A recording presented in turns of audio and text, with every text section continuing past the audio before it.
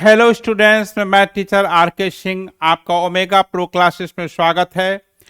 तो आपको जो है 8 तारीख को जो एग्ज़ाम होने वाला है आप लोग का 8 तारीख को मैथ्स का, उसके लिए वेरी वेरी इम्पोर्टेंट क्वेश्चंस कराया जा रहा है। ये मिसलेनियस है, यानी हर चैप्टर से क्वेश्चंस 20 क्वेश्चंस को सेलेक्ट किया गया है। बहुत इसमें मैक्रो एनालिसिस किया गया है। अब सोच लीजिए कि पूरे बुक में से जो है आपका ऑब्जेक्टिव जो 20 नंबर का आता है, इस 20 क्वेश्चन को सिलेक्ट किया गया है। इसके आने की संभावना बहुत ही है। समझ लीजिए कि समुद्र से समझिए कि एक पार्टिकल निकाला गया है, क्योंकि आपका सिलेबस कितना है उसमें से मात्र 20 क्वेश्चंस का सिलेक्शन हुआ है और 20 ही क्वेश्चंस आपका ऑब्जेक्टिव आता है। तो सोच लीजिए कि कितना कठिन काम है। ठीक है, तो चलिए आज हम लोग पहला क्वेश्चन करते हैं। तो फर्स्ट क्वेश्चन क्या है, देखिए y equal to log A X then D Y by D X equal to क्या होगा। तो देखिए चॉइस तो फर्स्ट होगा, तो फर्स्ट क्यों होगा, कैसे होगा। तो देखिए बेस ए है लॉग का, तो जब बेस ई होता है तो डिफ्रेंशिएट किया जाता है। तो अब हमको बेस चेंज फॉर्मूला लगाएंगे। तो ये D Y by D X जो है लॉग ए ई कॉन्स्टेंट है, बाहर हो जाएगा, लॉग ई एक्स का 1/x हो जाएगा। चॉइस में देखिए लॉग ए नीचे है, तो यहाँ बेस यहाँ ए है, इसका आर्गुमेंट ई है, नीचे लाइएगा तो लॉग ई ए हो गया और ये 1/x हो गया। तो यानी आपका ये चॉइस है, इसका बेस छिपा हुआ है ना। आप इसको ऐसे भी लिख सकते हैं 1/x लॉग ए। ठीक है, तो चॉइस ए हो गया। तो इसी टाइप से क्वेश्चंस आपका मिलेगा, आपको बेस 10 कर देगा तो फिर log 10 e log e x, तो log 10 e 1/x यानी 1/log 10 log x, इस टाइप का थोड़ा को चेंज कर सकता है। बेस 5 दे सकता है, बेस 6 दे सकता है, बेस 7 दे सकता है। तो चलिए देखिए, एक मैट्रिक्स है जिसका वैल्यू 8 है। ठीक है, उसके डिटर्मिनेंट का मैट्रिक्स का वैल्यू नहीं होता, matrix has no numerical value. Matrix है, उससे जो डिटर्मिनेंट बनेगा उस डिटर्मिनेंट का वैल्यू निकलता है, मैट्रिक्स का वैल्यू नहीं निकलता। Find the value of matrix कभी क्वेश्चन नहीं आएगा। तो इसमें क्या है कि वो मैट्रिक्स है, उसके डिटर्मिनेंट का वैल्यू 8 है, तो इसको 4a का क्या होगा। तो यानी देखिए 4a है, तो जब किसी मैट्रिक्स को 4 से मल्टीप्लाइड कीजिएगा तो ईच रो या ईच कॉलम में मल्टीप्लाइड होगा। तो अब जब उसका डिटर्मिनेंट लेते हैं तो हर प्रत्येक रो से कॉमन लिया जाता है डिटर्मिनेंट में, इसलिए 4 का पावर क्यूब हो जाएगा, है ना। ये जो है 4a जो हो जाएगा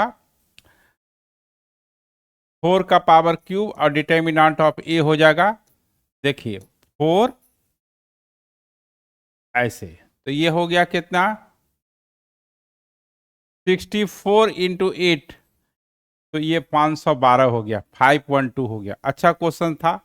कहने का मतलब है, देखिए अगर मान लिया जाए कि फिर से कि डिटर्मिनेंट कोई मैट्रिक्स है, ऑर्डर जो है आपका कितना है,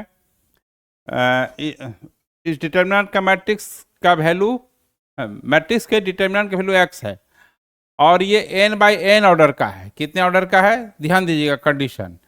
तो अब k और डिटर्मिनेंट ऑफ a का वैल्यू जो है k का पावर n और डिटर्मिनेंट ऑफ a यानी k का पावर n इंटू एक्स हो गया। ठीक है, तो यहाँ पर क्या हो गया कि 4 का पावर 3 हो गया, क्योंकि 3/3 ऑर्डर का है।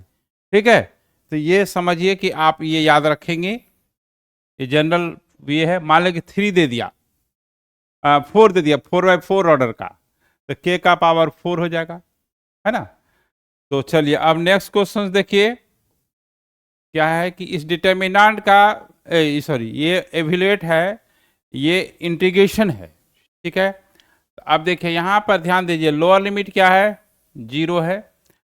तो अब यहाँ पर fx कितना है 3 का पावर sin x है और 1 + 3 का पावर sin x।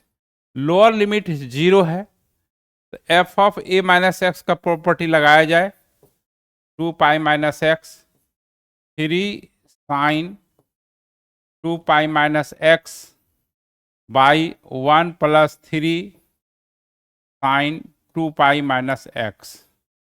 ये 3 का पावर माइनस साइन एक्स हो जाएगा और ये जो हो जाएगा 1 प्लस 3 का पावर माइनस साइन एक्स हो जाएगा। फिर देखिए यहाँ पर आगे इसको आंसर तो तुरंत हो जाएगा, लेकिन इसको आंसर से मतलब नहीं है, मतलब कैसे बनेगा। 1 प्लस 1 बाई 3 का पावर साइन एक्स हो गया। तो अब जो है 1 बाई 3 का पावर साइन एक्स बाई 3 का power sine x plus 1 by 3 का पावर साइन एक्स, है ना। तो ये अब ये कैंसिल हो गया, तो ये आपका 1 बाई 1 प्लस 3 का पावर साइन एक्स हो गया। ठीक है, तो अब देखिए यहाँ पर इसको 1 मान लीजिएगा और इसके बाद जो है इसको 2 मान लीजिएगा। ठीक है, तो i प्लस आई, है ना, ये आई ही होगा, तो i प्लस आई हो जाएगा 2i। एलसीएम ले लीजिएगा, 1 प्लस 3 का power sine x D x, हाँ, और ये हो गया। ठीक है, और ये प्लस ये जो है 3 का power sine x by 1 plus 3 का पावर साइन एक्स, दोनों को ऐड कर दिए, तो i प्लस आई 2i हो गया। तो जब 2i हो गया तो 1 प्लस 3 का पावर, डिनोमिनेटर सेम रहता है ऐसा केस में, और ऊपर जो है 3 का पावर साइन एक्स हो गया। ये कैंसिल हो गया, ये 1 हो गया, 0 से 2 पाई है, 0 से 2 पाई है, हाँ। तो ये जो है i इक्वल टू हो जाएगा 1, हाँ 1 का इंटीग्रेशन x 0 से 2 पाई हुआ, i इक्वल टू पाई हो गया। तो आपका कौन चॉइस हो गया, पाई जो है आपका कौन चॉइस है देखिए, हाँ, तो i का, हाँ, पाई सी हो गया। ठीक है, तो अब जो है हम लोग नेक्स्ट क्वेश्चंस देखते हैं। The least value of f x e की पावर एक्स प्लस ई की power minus x is, least minimum value. देखिए ऐसा है, ई का पावर एक्स है प्लस 1 बाई ई का पावर एक्स है, तो ई का पावर एक्स को आप टी मान लीजिए, ये टी प्लस 1 बाई टी हो गया। इसको आप ऐसा लिख सकते हैं, root t minus 1 by root t का whole square, a square plus b square minus 2ab plus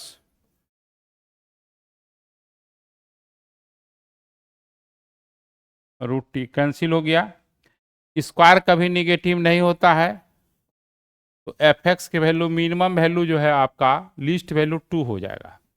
क्या हो जाएगा, लीस्ट वैल्यू 2 हो जाएगा। कोई भी फंक्शन है ना, और उसका रेसिप्रोकल है, तो उसका मिनिमम वैल्यू क्या हो जाएगा, 2 हो जाएगा। याद रखिए, x प्लस 1 बाई एक्स का वैल्यू, या x की पावर 4 1 बाई एक्स की पावर 4 का वैल्यू, साइन एक्स उसका रेसिप्रोकल 1 बाई साइन एक्स, यानी sine x plus cosec x का मिनिमम वैल्यू 2 होगा, ये याद रखेंगे। ठीक है, तो चलिए आपका समय बच जाएगा। अब 5 नंबर देखिए, feasible region for an LPP is on in the figure. ये फिगर बना हुआ है, आपको कुछ करना है कि नहीं है, ये कॉर्नर पॉइंट भी दिया हुआ है, कुछ नहीं दिया हुआ है, खाली कुछ नहीं, सब कुछ दे दिया है, और खाली जो है मैक्सिमम मिनिमम वैल्यू निकालना है। तो ये देखिए कॉर्नर पॉइंट हो गया सीपी, अब value of objective function 3x minus 4y है। तो कॉर्नर पॉइंट यहाँ पर 3 है, कॉर्नर पॉइंट आपका यहाँ पर क्या है, 3 है। कौन कौन है कॉर्नर पॉइंट, देखिए एक कॉर्नर पॉइंट ये है, दूसरा कॉर्नर पॉइंट ये है, और तीसरा कॉर्नर पॉइंट ये है। फिजिबल रीजन ये जो शेडिंग किया हुआ है वही है। तो अब देखिए इसमें करना क्या है, कॉर्नर पॉइंट यहाँ पर 0 0 है सबसे पहले, तो 0 0 यहाँ रखिएगा तो 0 आ जाएगा। जीरो जीरो कहाँ रखिएगा? ऑब्जेक्टिव फंक्शन में। क्या है? ऑब्जेक्टिव फंक्शन में रखना है। दूसरा है 12 6, तो 12 6 रखिएगा, तो ये आपका 36 - 24 यानी 12 हो गया। और उसके बाद 0 4 रखिएगा, 0 4 रखिएगा तो -16 होगा। तो यहाँ 12 कौन सा चॉइस जा रहा है? देखिए सी, ये सी हो गया। ठीक है, अब चलिए देखिए नेक्स्ट क्वेश्चन हम देखते हैं। The sum of the order and degree of the differential equation, order जो है और डिग्री का सम, ये कितना बार हाईएस्ट डिफरेंशिएट किया हुआ है? 2 बार। कितना बार किया हुआ है? 2 बार। और हाईएस्ट डेरिवेटिव का पावर कितना है? 1। देखिए ये एक ही बार डिफरेंशिएट किया हुआ, ये 2 बार किया हुआ है, और उसका पावर यहाँ कुछ नहीं तो 1 है, 1 है ना, एक्स है तो एक्स की पावर 1 है, तो यहाँ हाईएस्ट डेरिवेटिव का पावर 1 है, तो 2 + 1 कितना हो जाएगा? 3। तो ये आपका चॉइस नंबर 3 हो गया। देखिए अब जान रहे हैं तो हर मिनट में एक क्वेश्चन, 20 मिनट 20 ऑब्जेक्टिव है, तो स्टूडेंट के लिए मान के चलिए कि 30 मिनट्स 35 मिनट्स मैक्सिमम है ना। टीचर के लिए 20 ऑब्जेक्टिव क्वेश्चन है तो 15 मिनट है ना। अगर 15 मिनट में टीचर नहीं बनाता है, इसका मतलब वो रटने वाला टीचर है, उसको समझ में नहीं आ रहा है। ठीक है, स्टूडेंट के लिए 20 क्वेश्चन 30 से 35 मिनट काफ़ी है ना। एक आध क्वेश्चन होता है। देखिए आपको यहाँ इसलिए से लग रहा है समय हमको कि आपको समझाना है। अगर हमको खुद से बनाना होता अभी तक बन गया रहता है ना, 20 ऑब्जेक्टिव बन गया रहता, कम से कम 15-16 जरूर बन गया रहता। तो खैर चलिए यहाँ देखिए सॉल्व द, ये क्या होगा? तो देखिए आप इसको, हमको पता है कि आंसर ये होगा, सॉरी इसका आंसर जो है आपका हाँ ये होगा, लेकिन अब हमको बनाना है। देखिए कैसे बनाना है, रटना नहीं है, या ये भी एक मिनट देख लेते हैं। ठीक है, हाँ ये होगा सी, सॉरी सी होगा। तो यहाँ पर तो हावड़ा के काम नहीं करना है ना।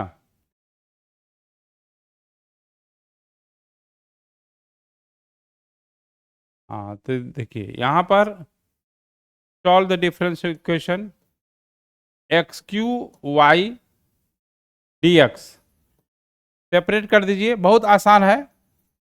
dy/y और x³ dx है ना, ये log y हो जाएगा, बेस ई रहेगा। आइए x की पावर 4/4 + c हो जाएगा। आइए कंडीशन दिया हुआ है, ये पार्टिकुलर सॉल्यूशन निकालना है। जनरल सॉल्यूशन तो यही हो जाता। तो अब यहाँ x = 1 y = 1, यहाँ log 1 1 का पावर 4 1, c log 1 0, c का वैल्यू -1/4 हो गया। अब जो है जो सॉल्यूशन हुआ यहाँ पर log e y x की पावर 4/4, और कांस्टेंट जो आया इंटीग्रेशन कांस्टेंट 1/4 आया, ये इसीलिए दिया है कि पार्टिकुलर सॉल्यूशन निकालना है। तो log ab = c, e का पावर ये हो गया, तो ये चॉइस क्या हो गया? सी है ना। तो हावड़ा के नहीं बनाना है। हाँ देखिए पी ए दिया हुआ है और 7/13, पी भी दिया हुआ है 4/13, प्रोबेबिलिटी ऑफ ए इंटरसेक्शन भी 4/13 ये दिया हुआ है। तो PA/B निकालना है। तो PA/B निकालना है तो क्या होता है इसका formula? Probability of A intersection B by P B होता है। तो probability of A intersection B data दिया हुआ है 4/13 और ये 9/13, ये कैंसिल हो गया, आपका 4/9 हो गया, 4/9 हो गया। अगर मान लिया जाए कि PB/A पूछता है ना, तो probability of A intersection B जो डिनोमिनेटर में होता वो PA हो जाता। अगर पूछता तो उसका तो हो गया आंसर। तो यहाँ पर कितना हो जाएगा आपका? 4/13 और 7/13, तो 4/7 हो जाता है। ठीक है, तो इस तरह से हम लोग निकालते हैं। ठीक है, अगर मान लिया जाए पूछ देता, देखिए सब किसके लिए तैयार रहिए, ये तो 1 - प्रोबेबिलिटी ऑफ PA/B, देखिए घुमा सकता है यही, तो 1 - इसका जो हम प्रोबेबिलिटी का स्पेशल जो हम ऑब्जेक्टिव कराए हैं, हर तरह के क्वेश्चंस को डील कराएं, ठीक है, लेकिन उसी में से सिंगल सिंगल क्वेश्चंस को सिलेक्ट किया गया है। तो ये जो है 1 माइनस 4/9, तो यानी 5/9 हो जाएगा। तो इस तरह से हम लोग, है ना, मतलब क्वेश्चन तो एक ही था जो ये वाला था, ये दो इससे भी थोड़ा सा चेंज करके पूछ सकता है, इसके लिए तैयार रहना पड़ेगा आपको। अब 9 नंबर देखिए, the value of lambda so that the vectors A and B are perpendicular to each, एक दूसरे परपेंडिकुलर होगा। देखिए दो वेक्टर परपेंडिकुलर होता है यदि A dot B equal to 0 होता है। डॉट प्रोडक्ट जब 0 होगा यानी एंगल बिटवीन टू वेक्टर्स अगर 90 डिग्री है तो ए डॉट बी क्या हो जाएगा, 0 हो जाएगा। तो ए डॉट बी क्या होता है, दो वेक्टर है उसका डॉट प्रोडक्ट क्या होता है, a1 a2, यानी आई का जो कोफिशिएंट है a2, बी का जो है 1, b1 b2 2 इंटू लेमडा, यहाँ जे का कोफिशिएंट 2 है, यहाँ जे का कोफिशिएंट लेमडा है, c1 c2 9 into 3 equal to 0, 2 lambda 27 3 minus 30, lambda equal to -15, यानी बी हो गया, है ना। तो बहुत आसान है। अगर पैरेलल होता a1/a2 b1/b2 c1 c2 c1/c2 क्या होता, इक्वल होता, है ना ये। अब 10 नंबर देखिए, which of the following statements is true, किसमें इंक्रीज करेगा किसमें डिक्रीज करेगा। तो देखिए 4x3, पहले नेक्स्ट पेज जाना पड़ेगा हमको इसके सॉल्यूशन के लिए। f(x) इक्वल टू कितना है 4x3 माइनस 6x², फिर देखें -72x plus 30, -72x plus 30, -72x plus 30। चलिए अब यहाँ पर जब इंक्रीजिंग डिक्रीजिंग पता करना होगा तो f' निकालेंगे। जिस इंटरवल में f' पॉजिटिव होता है उसमें इंक्रीज करता है, जिसमें f' निगेटिव होता है उसमें डिक्रीज करता है। तो अब यहाँ पर डिफ्रेंशिएट कीजिएगा तो 12x² -24x -72, है ना। साइन स्कीम खींचिए, ये क्वेश्चन दोबारा बताया जा रहा है मेरे सेट में भी जो है, जो पूरा जो है फुल लेंथ कराया गया है ऑब्जेक्टिव उसमें आपको मिलेगा, ठीक है। तो इंक्रीजिंग डिक्रीजिंग में साइन स्कीम ऑफ f'(x) का साइन स्कीम जब खींचिएगा तो 12x² -24x -72 equal to 0, 12 common ले लीजिएगा तो x² -2x -6 इक्वल टू 0, तो ये x², हाँ। तो अब माइनस, इसको आपको डिफ्रेंशिएट कर वैल्यू निकालना है तो -6 हुआ, इसका सेटिंग करना है आपका 12 -2x 1275, ठीक है। ठीक, तो अब जो है यहाँ पर देखिए ये इसको सॉल्व करना है ना। तो यहाँ पर यहाँ पर x² कॉमन लिए ना, 12 कॉमन लिए तो x² -2x -6, तो यहाँ पर इसको, हाँ देखिए यहाँ पर जो है डिफ्रेंशिएट जो है यहाँ पर 12x होगा, क्या होगा 12x होगा, ठीक है। तो तब, हाँ तो अब देखिए यहाँ पर जब 12 कॉमन लीजिएगा यहाँ फिर -x हो जाएगा, तो -x हो जाएगा। अब इसको -3x plus x -6 equal to 0, x common ले लेंगे x -3, और ये जो है आपका एक मिनट यहाँ पर फिर देखिए इसको factorise, x² -3x plus 2x हो जाएगा, है ना। इसमें से x कॉमन ले लेंगे, x -3, 2 कॉमन ले लेंगे, x -3 equal to 0, x -3 x plus 2 equal to 0, x equal to -2 और x इक्वल टू 3। तो अब देखिए यहाँ पर साइन स्कीम यहीं खींच देते हैं, यहाँ पर क्या है, क्या है ये -2 आया है और 3 आया है, इसमें निगेटिव होगा, चेक कर लीजिएगा, इसमें पॉजिटिव होगा, इसमें पॉजिटिव होगा, इसमें डिक्रीज करेगा, इसमें इंक्रीज करेगा, इसमें इंक्रीज करेगा। ठीक है, तो -2 से 3 के बीच में डिक्रीज करेगा। तो चलिए चॉइस मिलाते हैं कि F is strictly increasing in the 3 से इन्फिनिटी। हाँ, 3 से इन्फिनिटी ये सही है, 3 से इन्फिनिटी के बीच में इंक्रीज करेगा। एफ इज स्ट्रिक्टली ये डिक्रीजिंग इन द इंटरवल -2 से 3, है ना। If F is neither increasing nor decreasing in are.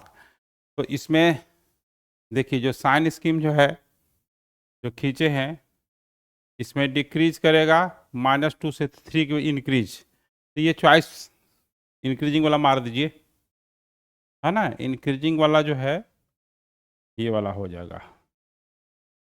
ठीक है, तो कहने का मतलब ये है कि कि ये चॉइस हो गया, है ना। अब जो है हम लोग नेक्स्ट लेक्चर मिलते हैं, फिर और 10 क्वेश्चंस कराएंगे। टोटल 20 क्वेश्चंस है ना। इसको ये सब क्वेश्चन बहुत ही इंपॉर्टेंट है ना। ये इसका आने की 100% तो कोई नहीं कह सकता है ना, क्योंकि सेटर भी नहीं कह सकता है, क्योंकि कई सेट रहता है। अब मेरा सेट निकलेगा कि उसका सेट निकलेगा, उस कौन जानता है ना। लेकिन इतना ये है, इस टाइप के क्वेश्चन बना लेंगे तो बोर्ड का क्वेश्चन जरूर ही आपका बन जाएगा, ये गारंटी है। तो ठीक है, हम लोग नेक्स्ट लेक्चर मिलते हैं। Okay, bye.